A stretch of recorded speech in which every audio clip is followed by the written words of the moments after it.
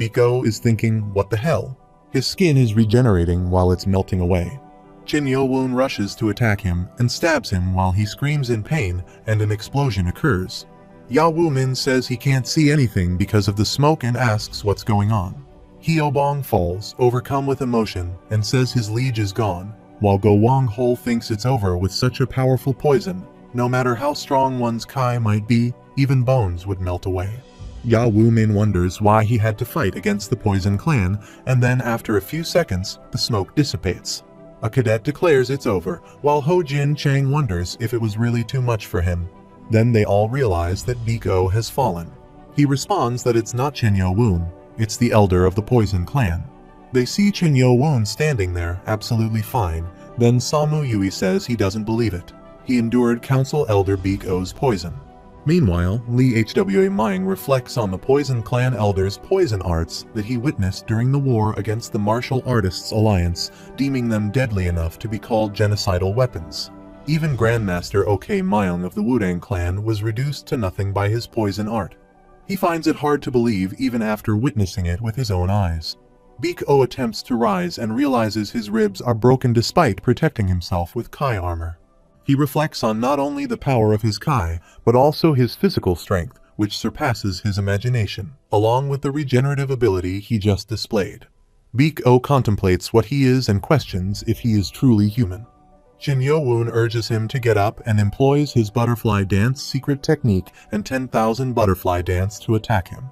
Biko gazes at him and concludes that he has no alternative but to employ his reflective force, while Chin Yo-woon examines him and wonders if it truly is a thoughtful force. Nano Machine automatically extracts poison and regenerates wounds. He realizes he cannot repel it with his white dragon blade due to the escalating intensity of the poison kai. Biko launches a full force attack against him, driving him backwards, and although he attempts to block the assault, he finds himself gradually retreating. He reflects on the fact that the poison kai he displayed earlier was not his full power. Lee Hwa Myung believes it is now inevitable. No one present possesses the capability to halt him. He recollects that the 8th level of the Poison of Destruction transforms him into poison itself, while the 7th level grants him control over 100 varieties of poison. Furthermore, the 8th level increases the circulation of poison within his body threefold, rendering his body as resilient as a shield. He begins to emit poison kai capable of even dissolving a massive boulder. Biko taunts him, suggesting that he never expected to resort to using the 8th level of the Poison of Destruction, and now invites him to attempt to stop him again with his supposedly great weapon. Chin Yo-woon realizes that the White Dragon Blade is ineffective against him now. He advances toward him, forcefully embedding his sword into the ground and channeling his kai powers, resulting in an explosion that prompts the cadets to shield themselves. One of them questions the source of the disturbance, while another admits he can't see anything. Biko laughs, accusing him of persisting with his futile tactics while conjuring a poison magical circle. Unbeknownst to Biko, he approaches him from behind. Biko recognizes the familiar energy he felt earlier and observes his red demonic sword. Realizing the imminent danger, Biko determines to strike first, commanding him to die as he launches repeated attacks, each of which Chin Yo-woon manages to block. Biko launches another attack on him with all his reflective forces, but Chin Yo-woon manages to block his assault and charges toward him. Biko continues to attack repeatedly, slashing at him until he cries out in pain. A cadet outside the scene asks what's happening, while another cadet remarks that they can't see due to the dust cloud. After a while, the dust settles and one cadet observes them, questioning why that is as he notices Chin Yo-woon covered in blood and gripping Biko's head. Sama Yui, Lee Hwa Myung, and all the cadets become scared and shocked. Moon Jae-woo and Hyo-bong become emotional as they witness him alive. The cadets begin to whisper amongst themselves, spreading the news that Chin Yo-woon has beheaded the leader of the Poison Clan, while another cadet whispers in confusion about what in the world is. Lee Hwa Myung gazes at him and contemplates the notion of beheading Council Elder Biko while he is in his poison form, acknowledging his uncertainty about whether he could have emerged victorious against his poison directly.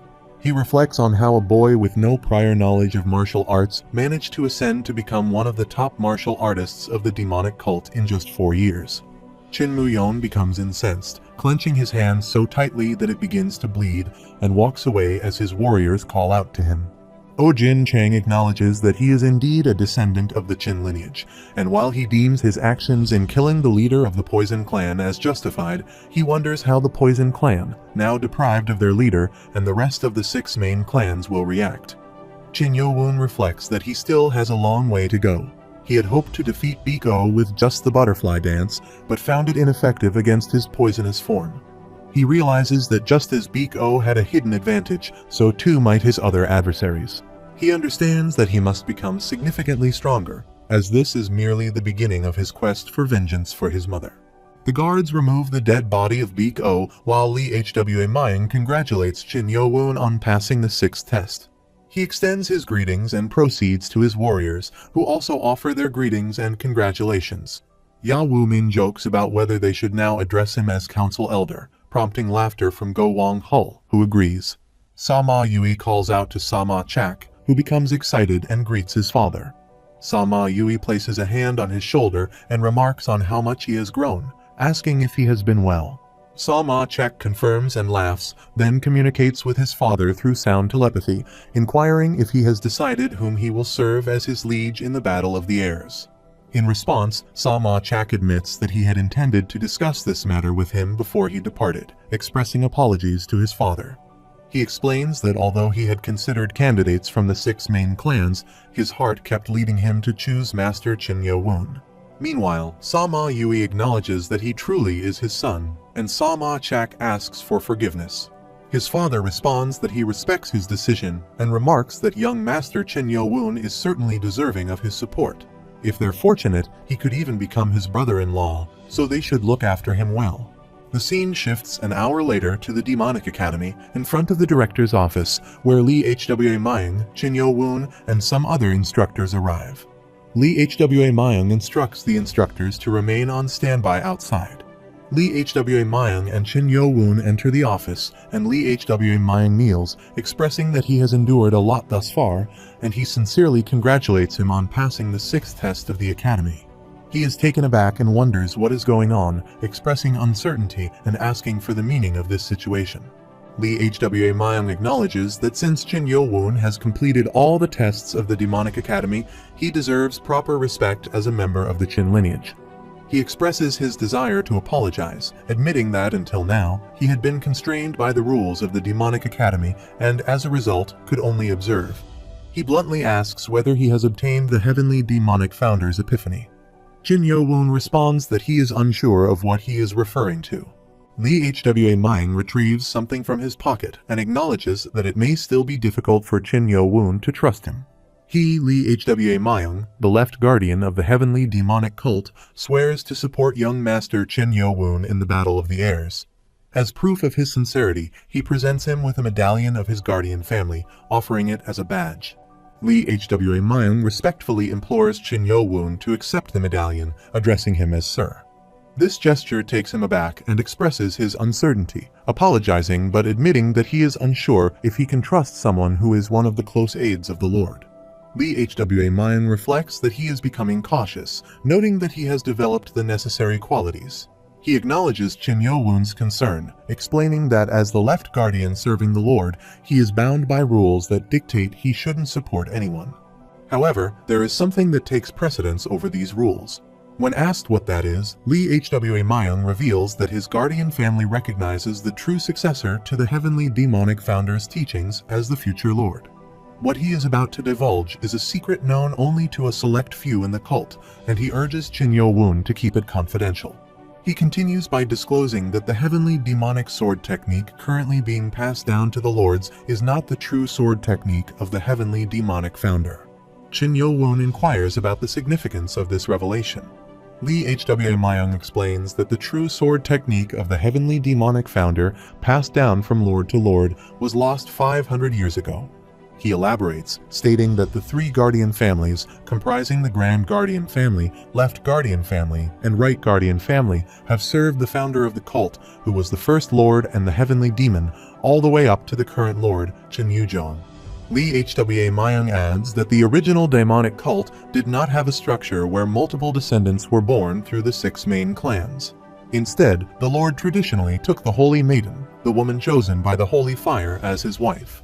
Consequently, the child born to the Holy Maiden ascended to the position of Vice Lord, preventing any specific clan from consolidating power.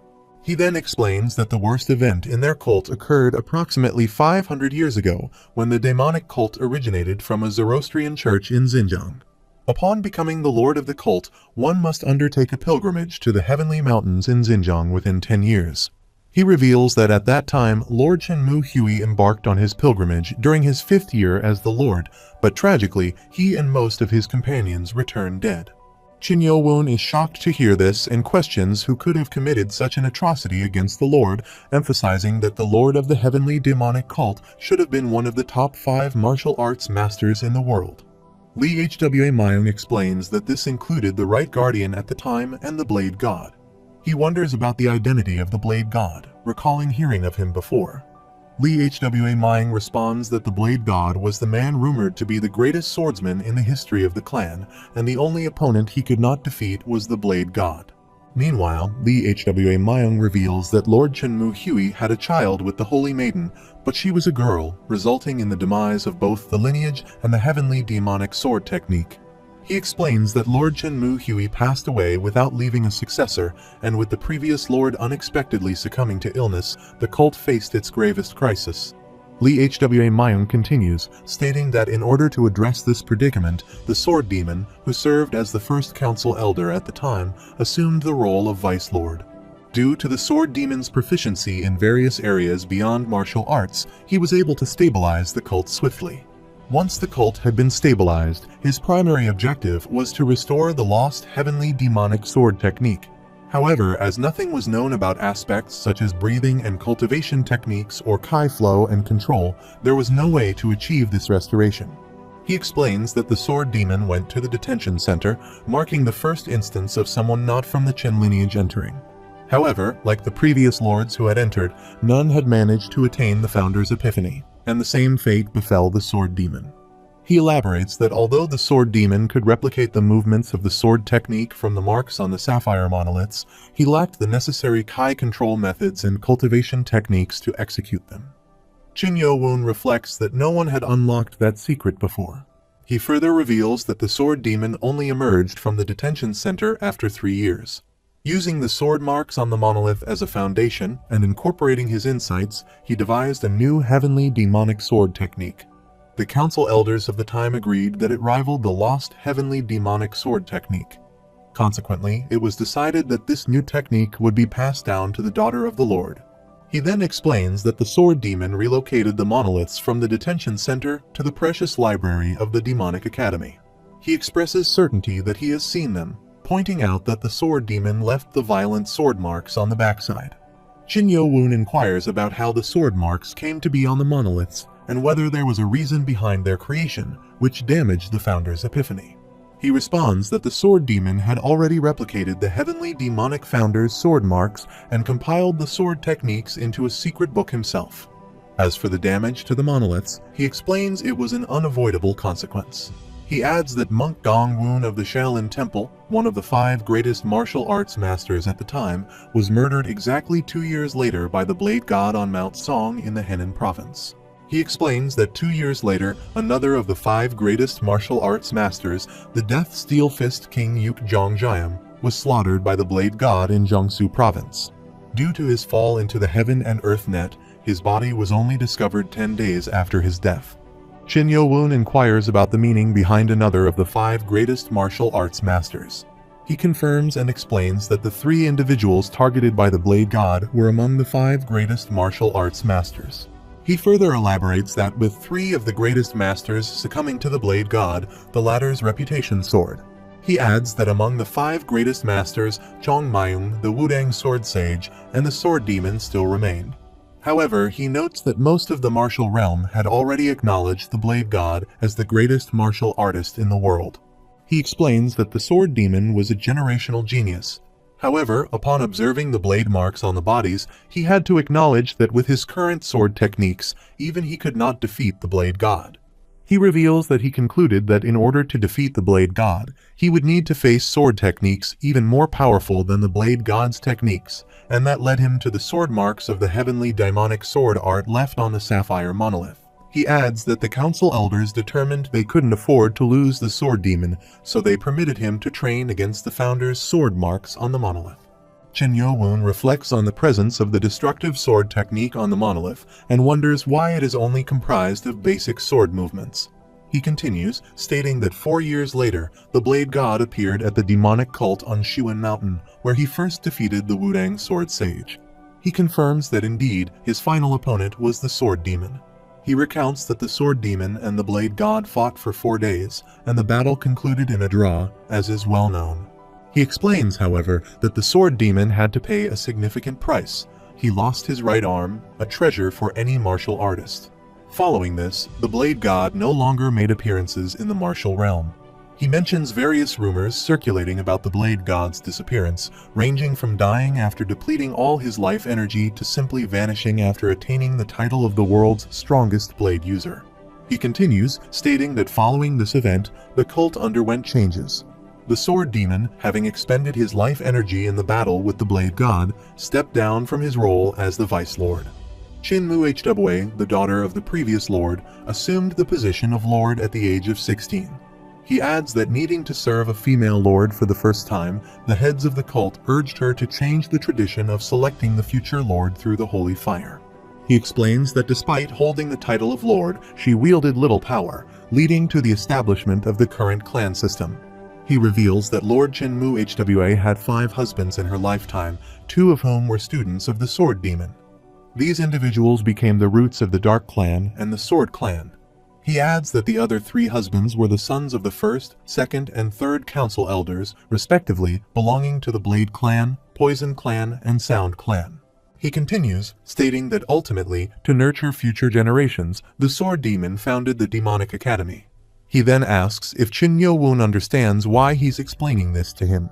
He responds that he is suggesting that the true objective of the Demonic Academy isn't solely to raise future generations.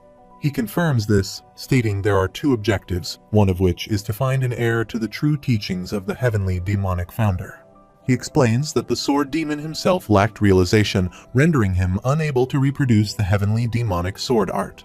However, he firmly believed that among the descendants of the Chin lineage, someone would eventually attain the secrets and the epiphany. He clarifies that because of this belief, he felt compelled to secure the detention center and the sealed demon cave. This is why he established the Demonic Academy in this location and implemented rules to safeguard it from the rising clans. He elaborates that according to his vision, if someone who successfully inherited the heavenly demonic founder's teachings were to emerge, they should be acknowledged as the Lord. He notes that 500 years have passed since then, yet the Sword Demon's aspiration has not materialized. It has merely become an oral tradition among the Guardian families. He continues, stating that everything changed when Chin Yo-woon appeared. While assisting the Lord, he had witnessed the heavenly demonic sword technique numerous times on the battlefield. He questions whether he thought he wouldn't recognize the technique he had performed. He becomes surprised to hear this. The scene shifts 3 years ago when Chin Yo-woon employs the heavenly demonic sword art. Lee Hwa Myung observes him and thinks it's far more precise and dynamic than the heavenly demonic sword technique that he knows. He ponders whether it could be happening. At that moment, he couldn't be certain if it was the final epiphany of the heavenly demonic founder. It was only a single technique, and there was also the possibility that the current Lord had taught it to him. Therefore, he decided to continue observing for a little longer. He recounts that when Chin Yo-woon utilizes the heavenly demonic sword art and the first technique, he was able to confirm his suspicions back then. Lee Hwa Myung mentions that while aiding the Lord, he has witnessed the heavenly demonic sword technique countless times on the battlefield. He questions whether Chin Yo-woon thought he wouldn't recognize the sword techniques he performed. Meanwhile, he states that he will ask him one more time and inquires if he managed to succeed in the heavenly demonic founder's epiphany. He bows in front of him and introduces himself as Lee Hwa Myung, the Left Guardian, greeting the true successor of the heavenly demonic founder. Chin Yo-woon asks if he can pose a question and queries about the other objective he mentioned earlier for founding the Demonic Academy. After a while, they both exit and arrive at the Demonic Academy's library, where Chin Moon-woong notices them and becomes surprised. He asks what brings him here today, addressing Lee Hwa Myung as the director. He explains that he is going to enter the underground vault. Chin Moon Woon questions what the underground vault means and wonders if the sixth test has concluded. Chin Yo Woon reflects that he had heard about the basement in the Precious Library, but it's surprising to actually see it in person. All the instructors greet Lee Hwa Myung, and he instructs them to open the doors to the underground vault. Chin Yo Woon wonders if this means that the young man has passed the sixth test. He notes that the young man looks like a posh rich kid who hasn't learned any martial arts, yet he managed to defeat a council elder of their cult. He never anticipated that the underground vault would be open during his assignment here. Two instructors and Lee Hwa Myung insert keys into the keyholes, and one of them announces that he'll count them down 3, 2, 1. They rotate the keys and open a door. Chin Yo Woon looks at the door and notices that it feels cold. He detects a strange odor and wonders if it's leather, a peculiar smell indeed. Lee Hwa Myung holds a cadet as he enters with Chin Yo Woon and explains that this is the second objective. Chin Yo Woon examines an arm and realizes it's an amputated one covered in leather. He questions whether the smell is from embalming chemicals, but there's more to it. Observing the wounds, he discerns they're cuts from a blade, yet they're not ordinary ones. He senses a sharpness, closes his eyes, and imagines himself fighting a masked man. Using the butterfly dance's fifth technique, he executes a connecting dance strike attack from different angles. When he opens his eyes, he wonders how such a blade technique could exist as he gazes at the arm and leather. He contemplates that even with the butterfly dance, he can't block more than 2 movements, and this blade technique surpasses that capability. He realizes that without sword techniques on the level of the destructive sword techniques or the heavenly demonic sword art, he can't face it. He inquires if the arm belonged to the sword demon. Lee Hwa Myung acknowledges his keen sense and confirms that it is indeed the arm of the sword demon. Regarding the skins, he explains that they belong to the bodyguards and guardians who were killed 500 years ago. Opening a box, he reveals the secret books left behind by the sword demon. He presents the books True Demon Sword, 24 Demon Swords, and Analysis of the Blade God's Techniques. Chin Yo Woon concludes that this place was not just to find a successor to inherit the founder's learnings, but also to find a disciple to inherit the sword demon's epiphany. Lee Hwa Myung confirms that's correct and specifies that it's to cultivate talent capable of nullifying the Blade God's blade techniques. He mentions something the sword demon said before his passing. Chin Yo Woon inquires about it, and Lee Hwa Myung explains that during their fight, which ended in a draw, the sword demon mentioned that the blade god disappeared in the midst of their battle. He adds that they both tried to defeat each other, but the masked man stated he would return when he cut his hand. Lee Hwa Myung continues, stating that after that declaration, the sword demon waited for 4 days, but the blade god never returned. Consequently, the fight ended in a draw, and the blade god never reappeared in the 15 years until the sword demon's passing.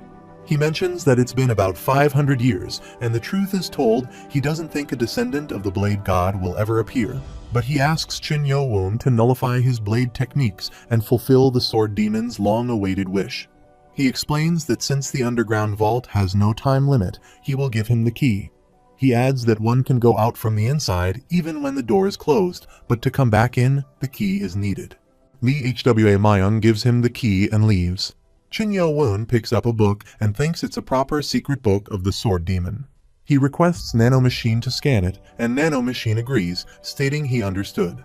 He ponders that the true demon sword, while superior to the martial arts of the 6 main clans, is not on the same level as the heavenly demonic sword art or the destruction sword techniques. He considers it would be beneficial to teach this to his subordinates who use the sword. He reflects that the analysis of the blade god's techniques is a record of an attempt to analyze the blade wounds to find a weakness, but it didn't make it far. He picks up the other book, 24 Demon Swords, and flips through the pages. He realizes it's a new sword technique created using the realizations from the destructive sword technique as the base. He contemplates that this sword technique could be considered the ultimate sword technique that the sword demon created to combat the blade god. He reflects sadly that if the sword demon had fought till the end, he would have lost. He muses that the blade god's technique that he saw in his mind was a powerful one, rivaling the 4th technique of the heavenly demonic sword art. He decides to activate augmented reality and instructs Nano Machine to do so. Nano Machine explains that it will display augmented reality in the user's vision. He considers that Nano Machine is capable of creating a 3D video by extracting information from the blade wounds on the arm. Nano Machine confirms this possibility. He contemplates simulating a fight between that 3D video and the fourth technique of the heavenly demonic sword art. Nano Machine acknowledges understanding and proceeds to activate 3D video simulation using the blade techniques from the blade wounds and the movements of the heavenly demonic sword art's fourth technique. As he observes the simulation, he wonders how this could happen. He notices that with the difference of a single strike, the blade god's technique was nullified, but the heavenly demonic sword art was pushed back a whole 3 steps. He concludes that the heavenly demonic sword art is more complex, but the blade god's techniques are stronger in terms of raw power. He contemplates that if the wounds on the sword demon's arm are from the blade god's final technique, it's slightly inferior to the heavenly demonic sword art. However, if he had yet another technique, it could be the only martial art that can rival the heavenly demonic sword art. He desires to nullify the blade technique, but then he realizes he has a nano machine that can precisely replicate the technique with the traces left behind on the blade wounds. A blade technique that can rival the heavenly demonic sword art. What a great fortune. He explains that a week after Chin Yo-woon passed the 6th test, it has been 3 years and 7 months since the cadets entered the Demonic Academy. Currently, there are 56 people who have passed the 4th test, 7 people who have passed the 5th test, and 1 person who has passed the 6th test. He observes that only 64 remained from the almost 1,000 cadets, but this was the greatest result in the last 100 years. However, the Blade of the Air's competition was going very differently compared to the previous ones. Previously, the candidates that passed the 5th test built up their factions to compete with each other, but the Blade Clan's Chin Yu-chan, one of the leading contenders for becoming the Vice Lord, had been eliminated. Meanwhile, it is pondered that another prominent candidate, Chin Kyung-woon of the Sword Clan, has lost his arm and has voluntarily withdrawn from the academy. It is contemplated that an unprecedented situation has arisen, wherein 5 out of 6 candidates from the main clans have departed the academy before completing their tenure. It is perceived that the only remaining candidates are Chin Yo-woon and Chin Mu-yeon. It is speculated that with 5 months remaining in the academy, the final stage of the Battle of the Heirs between the aforementioned 2 candidates has commenced. The scene transitions to the northwest field of the Demonic Academy, where Guk-shin, a descendant of the Onyx Flame clan, observes that young Master Chin Mu-yeon is absent and has not conveyed any message. He inquires whether it is permissible for them to deliberate among themselves on how to deal with Chin Yo-woon. Mu Jin-yoon, descendant of the Dark Clan, asserts that he did dispatch a message entrusting him with all affairs so that he could concentrate on enhancing his martial prowess. Furthermore, he suggests that if they leave Chin Yo-woon untouched, they risk forfeiting their opportunity to eliminate him. Guk-shin queries him, suggesting he might have a valid point, but he wonders what action they ought to take against an individual who has even bested the leader of the Poison Clan. He further questions whether their priority shouldn't be attempting to recruit the 10 individuals who have yet to determine their allegiance. In response, it is emphasized that it is crucial to recruit the remaining cadets, asserting that they must, at the very least, secure the allegiance of Sa-ma-chak of the Nihility clan and Hwanya of the Flying Phantom clan, as they alone can ensure a significant advantage. It is elaborated that Sa-ma-chak and Hwanya are the offspring of the 9th Elder, Sa-ma-yui, and the 11th Council Elder, Hwan-yui, respectively, known as the Thousand-Faced Phantom. Guk-shin expresses understanding regarding Sa-ma-chak, but expresses annoyance towards Hwanya. In reply, it is stated that they are currently not in a position to be selective. He further states that he has heard news indicating that Chin Yo-woon has secluded himself within a training room and has not been emerging, presenting an opportune moment. He suggests that they seize this opportunity to incapacitate him by severing his hands and feet. Guk-shin questions his sanity, pointing out that 2 candidates lost their arms due to confrontations with his subordinates, and Chin Jong-sum even had his danshin destroyed after interfering with Beakgi. In response, it is noted that there is an old proverb advocating the use of one's enemies against each other, suggesting that they need not confront that formidable opponent directly. Guk-shin inquires about who will undertake such a task. He chuckles and remarks that there are 4 individuals who harbor significant animosity towards Chin Yo-woon. Guk-shin asks if he is suggesting. The following day at 4 p.m. in the individual training room of the Demonic Academy, Chin Yo-woon is seen practicing with his sword and his Kai force while he etches some sword marks into the ground. He chuckles joyously and exclaims that they have succeeded, attributing the success to Nano Machine. He explains that they have managed to recreate the Blade God's first blade technique. He reflects that Nano Machine extracted the blade movements from the sword techniques left behind by the Sword Demon and the wounds inflicted by the Blade God. However, due to the absence of the Kai control method, it remained an incomplete technique. Nonetheless, Chin Yo-woon did not lose hope. He recalls that during the 3 years and 3 months of isolation training, Nano Machine researched and analyzed countless martial arts. Consequently, Nano Machine was able to simulate numerous Kai control methods to replicate one that rivaled the original, potentially creating a more stable version. Meanwhile, he comments that the Sword Demon would likely have been astonished to witness a technique replicated solely based on the blade wounds. Nano Machine declares that it will commence the analysis of the Kai control method for the second technique. The scene shifts to the Demonic Academy cafeteria, where Chin Yo-woon enters and is greeted by the aroma of delicious food. He wonders if tonight's dinner will be spicy and finds it pleasing, as he was in the mood for something spicy. He proceeds to collect his dinner and inquires if the chef is all right. The chef assures him that he is fine, explaining that he feels a bit warm from standing in front of the boiling pot for so long. Chin Yo-woon then takes his dinner and heads to his seat, observing his food, while Baek Cheol-gu continues to glance at him persistently, eating his own dinner. He hurriedly consumes his meal, while Baek Cheol-gu smiles to himself, thinking that his plan has succeeded. After a while, in front of the training facility, Ya Woo-min asks if they believe the liege is also skipping dinner today. Hyo-bong questions whether he has been skipping at least one meal every other day.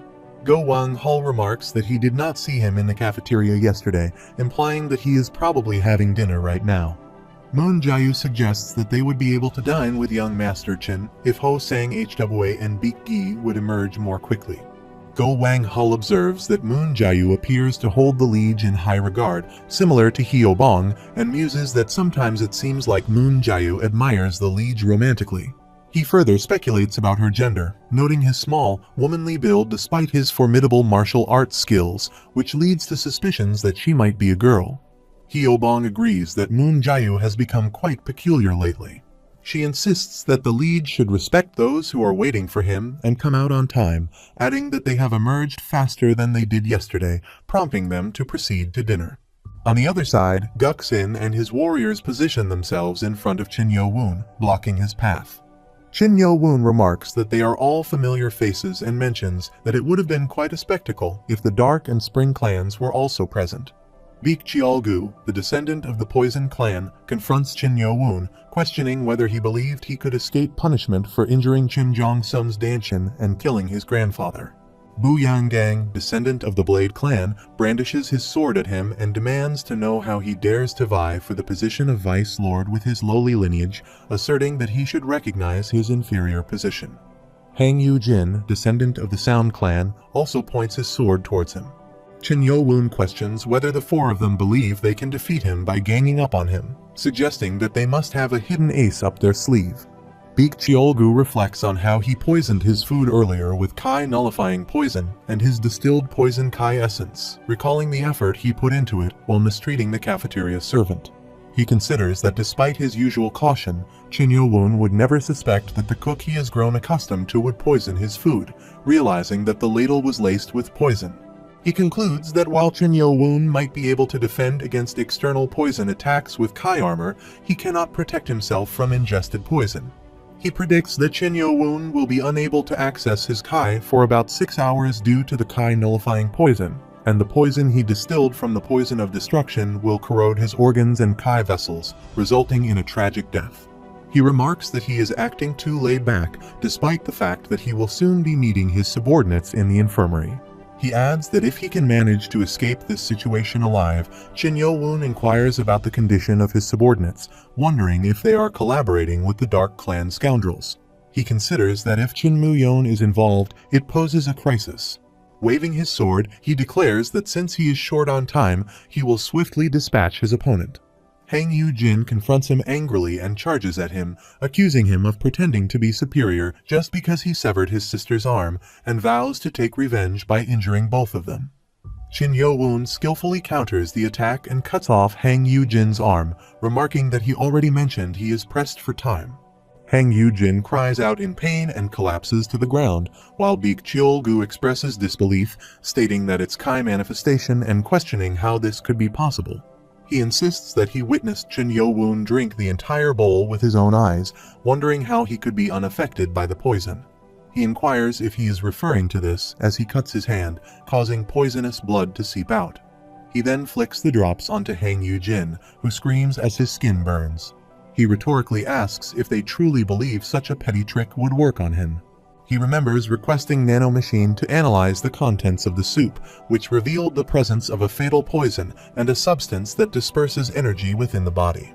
He reflects that, as expected, if the perpetrators realize he is onto them, they won't reveal themselves. He then asks Nano Machine if it is possible to gather harmful substances in one spot and prevent them from dispersing throughout his body, to which Nano Machine confirms its feasibility. He decides that it's fine, so they should proceed until he instructs otherwise, and he drinks the bowl of liquid while Nano Machine confirms its understanding. Baek Cheol-gu reflects that despite consuming the Kai nullifying poison, Chin Yo-woon managed to collect and expel the poison from his body, a feat he finds incredulous. Baek Cheol-gu warns everyone to watch their backs, as they all charge at Chin Yo-woon.